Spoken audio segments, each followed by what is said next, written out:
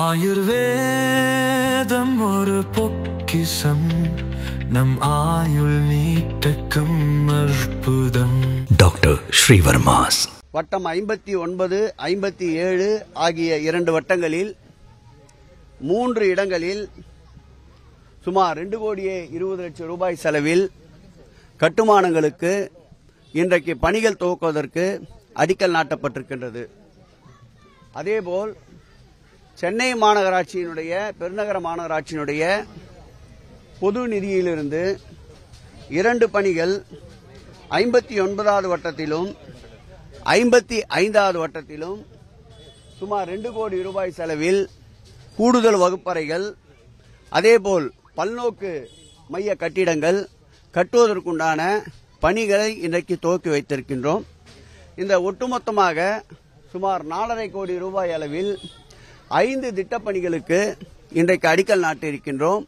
இவை அனைத்தும் ஜனவரி மாதம் மக்கள் பயன்பாட்டிற்கு அளிக்கப்படும் என்பதை மகிழ்ச்சியோடு தெரிவித்துக் கொள்கிறோம்.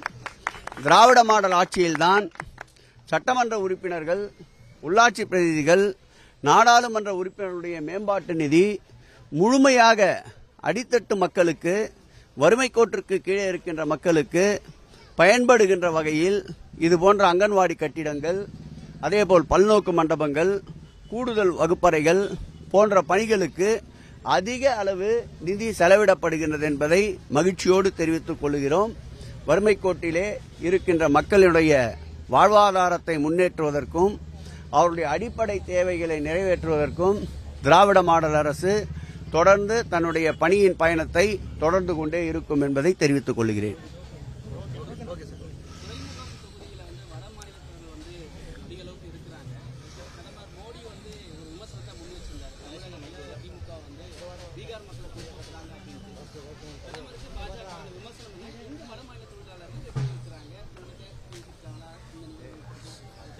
இன்றைக்கு கூட தினத்தந்தியிலே ஒரு கட்டுரையை பார்த்தேன்.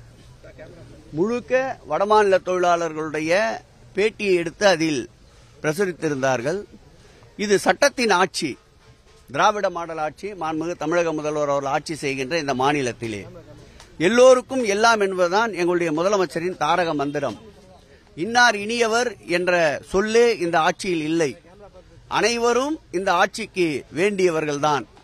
ஆகவே அனைத்து மக்களுக்கும் பாதுகாப்பான ஒரு சூழலையும், அனைத்து மக்களும் அவருடைய வாழ்வாதாரத்திற்காக அவர் மேற்கொள்ளுகின்ற பணிகளுக்கு உண்டான பாதுகாப்பையும் முழுமையாக வேறு எந்த மாநிலங்களிலும் இல்லாத அளவிற்கு பாகுபாடு இல்லாத ஒரு அரசு இந்த திராவிட மாடல் அரசு என்பதை இன்றைக்கு காலையிலே தினத்தந்தியிலே வந்த அந்த பேட்டியிலே கூட நீங்கள் தெரிந்து கொண்டிருக்கலாம். இன்னொன்றையும் நான் அழுத்தம் திருத்தமாக சொல்ல வேண்டும் என்றால், வடமாநிலத்தவர்கள் அதிகம் வசிக்கின்ற பகுதி, அவர்கள் அதிக அளவே வியாபாரம் செய்கின்ற பகுதி, அதிக அளவிலே குடியிருக்கின்ற பகுதி, அதிக அளவு வெளிமாநிலங்களிலிருந்து இங்கு குடிபெயர்ந்து இங்கே பணிகளுக்காக, வேலைகளுக்காக, அவர்கள் வாழ்வாதாரத்திற்காக வந்து பணியிலே இருக்கின்றவர்களை கூட எங்களில் ஒருவராகத்தான் நாங்கள் அவர்களை பாவிக்கின்றோம். எந்த நிகழ்ச்சியாக இருந்தாலும், அது பொங்கல் என்றாலும் சரி, தளபதி முதல்வருடைய பிறந்தநாள் என்றாலும் சரி, கலைஞர் பிறந்தநாள் என்றாலும் சரி, கட்சியுடைய முப்பெரும் விழா என்றாலும் சரி, அதேபோல் எங்கள் வருங்கால தமிழகம் அருமையண்ணன் உதயநிதி ஸ்டாலின் அவருடைய பிறந்தநாள் என்றாலும் சரி, அதில் அனைத்து தரப்பட்ட மக்களுக்கும் உதவி செய்வதைப் போல் வட மாநிலத்தவர்களுக்கும் தொடர்ந்து உதவிகளை செய்து வருகின்றோம். அதில் ஒரு பகுதியாகத்தான் தீபாவளி அன்று கூட நம்முடைய ராஜா அண்ணாமலை மன்றத்தில் 900 வட மாநிலத்தவர்களுக்கு தீபாவளி பரிசை வழங்கி இருக்கின்றோம்.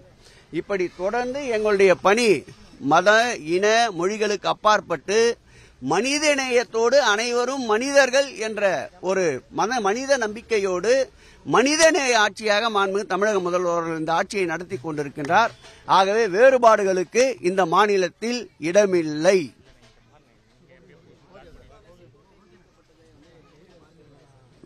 நான் காலையிலே ஒரு பேட்டியிலே கூட சொன்னேன், சிறுக சிறுக அதிமுக என்ற இந்த இயக்கத்தை அழிக்க புறப்பட்ட கரையானாக இன்றைக்கு அந்த கட்சியினுடைய தலைமை மாறி இருக்கின்றது.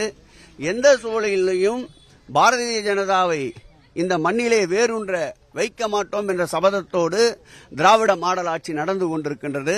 ஆகவே பலவீனப்படுகின்ற அந்த இயக்கத்தின் தலைமையை விரும்பாதவர்கள் மாண்புமிகு தமிழக முதல்வர் அவர்களை தேடி வெகு விரைவில் சங்கமிப்பார்கள். தமிழக முதல்வருடைய கரத்தை அவர்களும் சேர்ந்து ஏற்கனவே பலமாக இருக்கின்ற எங்கள் முதல்வர் கரத்தை பலப்படுத்துவதற்கு உதவியாக இருப்பார்கள். எங்கள் மாவட்டத்தில் கூட நிறைய அதிமுகவிலிருந்து தினந்தோறும் எந்த ஒரு இயக்கமாக இருந்தாலும் அது தொண்டர்களை நம்பி இருக்கின்ற இயக்கம்தான். தொண்டர்கள் அளவிலே தினந்தோறும் ஒவ்வொரு பகுதியிலேயும் இந்த இயக்கத்தில் சங்கமித்துக் கொண்டிருக்கின்றார்கள். அந்த வகையில் தமிழ்நாடு முழுவதும் இப்படி தொண்டர்கள் நிறைய அளவிற்கு மாண்புமிகு தமிழக முதல்வர் உறுதி, ஒன்றிய அரசு எப்படி வஞ்சித்தாலும் சரி, எந்த வகையிலே அச்சுறுத்தினாலும் சரி, எந்த அழுத்தத்தை தந்தாலும் சரி, நிமிர்ந்து நின்று திராவிட கொள்கைகளை, திராவிட சித்தாந்தத்தை, தமிழகத்துடைய உரிமையை விட்டுக் கொடுக்காத எங்களுடைய முதல்வர் இரும்பு மனிதர் பின்னால் அணிவகுக்க தமிழகம் தயாராகிக் கொண்டிருக்கின்றது.